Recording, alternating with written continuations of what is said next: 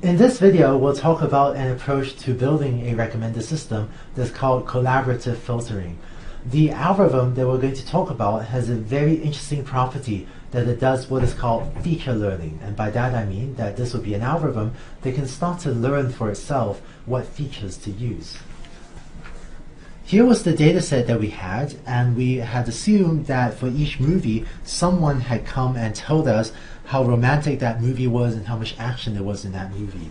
But as you can imagine, it can be very difficult and time-consuming and expensive to actually try to get someone to, watch each movie and tell you how romantic is each movie and how action-packed is each movie.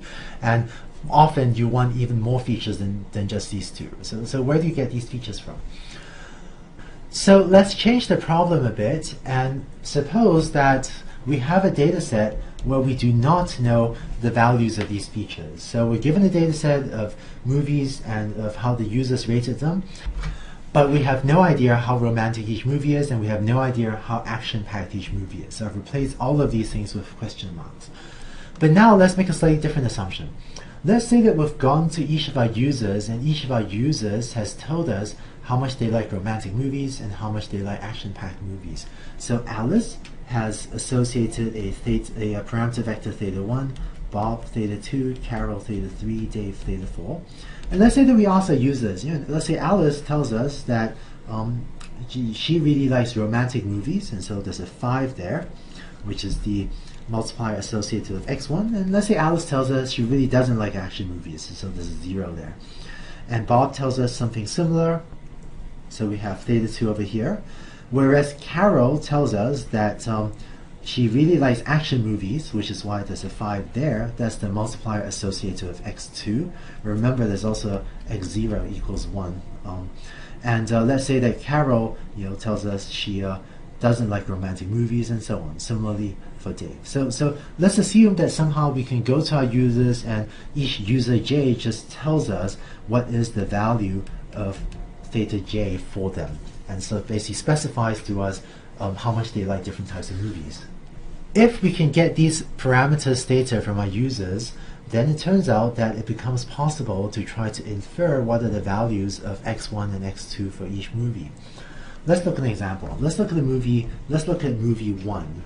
So that movie 1 has associated with it a feature vector x1. And this movie is called Love at Last, but let's ignore that. So let's pretend we don't know what this movie is about, right? So let's ignore the title of this movie.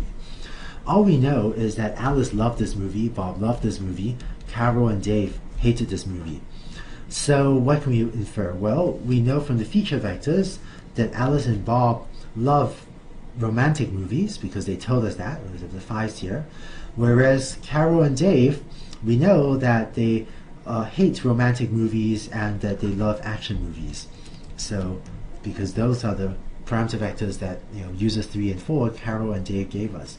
And so based on the fact that movie 1 is loved by Alice and Bob and hated by Carol and Dave, we might reasonably conclude that, this is probably a romantic movie, and it's probably not much of an action movie. This example is a little bit mathematically simplified, but what we're really asking is what feature vector should x1 be so that theta1 transpose x1 is approximately equal to 5, that's Alice's rating, and theta2 transpose x1 is also approximately equal to 5, and theta3 transpose x1 is approximately equal to 0, so this would be Carol's rating, and theta4 transpose x1 is approximately equal to 0. And from this it looks like x1 equals 1, that's the intercept term, and then 1.0, 0.0. That makes sense given what we know of Alice, Bob, Carol, and Dave's preferences for movies and the way they rated this movie. And so more generally, we can go down this list and try to figure out what might be reasonable features for these other movies as well. Let's formalize this problem of learning the features xi. Let's say that our users have given us their preferences. So let's say that our users have come and told us these values for theta1 through theta of nu, and we want to learn the feature vector xi for movie number I. what we can do is therefore pose the following optimization problem. So we want to sum over all the indices j for which we have a rating for movie I, because we're trying to learn the features for movie I, that is this feature vector xi. So, and then what we want to do is minimize this squared error. So we want to choose features xi so that, you know, the predicted value of how user j rates movie I will be similar, will be not too far in the squared error sense of the actual value yij that we actually observe in the rating of user j on movie I.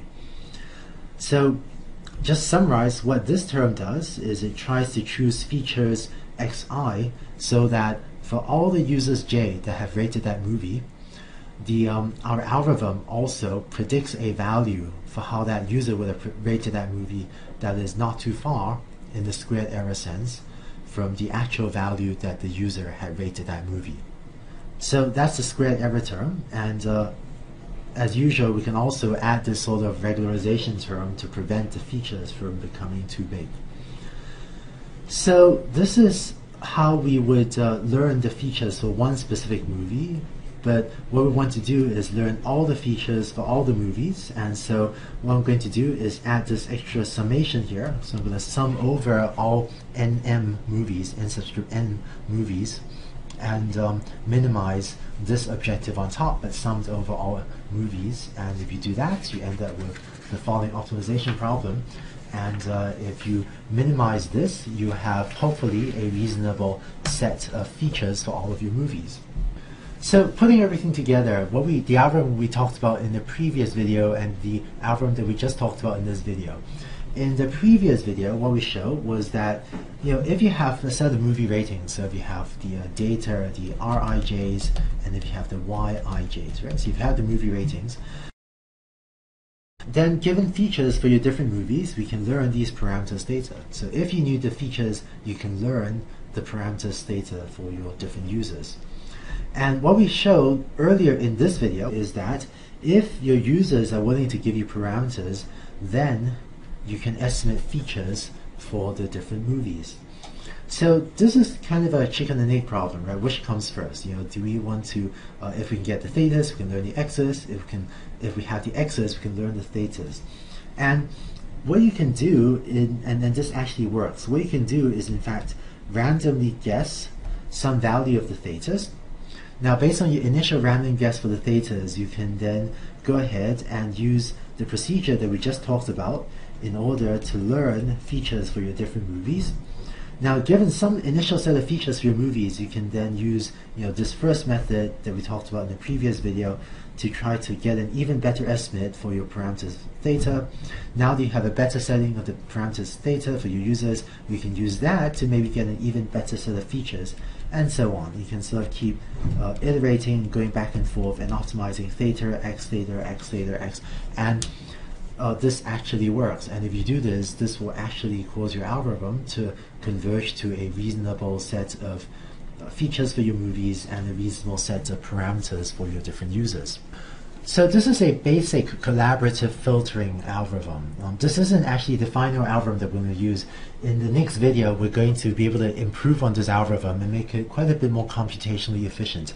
But hopefully this gives you a sense of how you can formulate a problem where you can simultaneously learn the parameters and simultaneously learn the features for the different movies.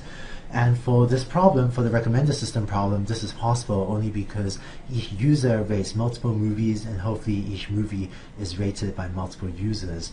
And so you can do this back and forth process to estimate theta and x. So to summarize, in this video we've seen an initial collaborative filtering algorithm. The term collaborative filtering refers to the observation that when you run this algorithm with a large set of users, what all of these users are effectively doing are sort of collaboratively or collaborating to get better movie ratings for everyone, because with every user rating some subset of the movies, every user is helping the algorithm a little bit to learn better features. And then by helping, by rating a few movies myself, I will be helping the system learn better features, and then these features can be used by the system to make better movie predictions for everyone else. And so there's a sense of collaboration where every user is helping the system learn better features sort of for the common good. And so this is collaborative filtering. And in the next video, what we're going to do is take the ideas that we've worked out and try to develop an even better algorithm or even slightly better technique for collaborative filtering.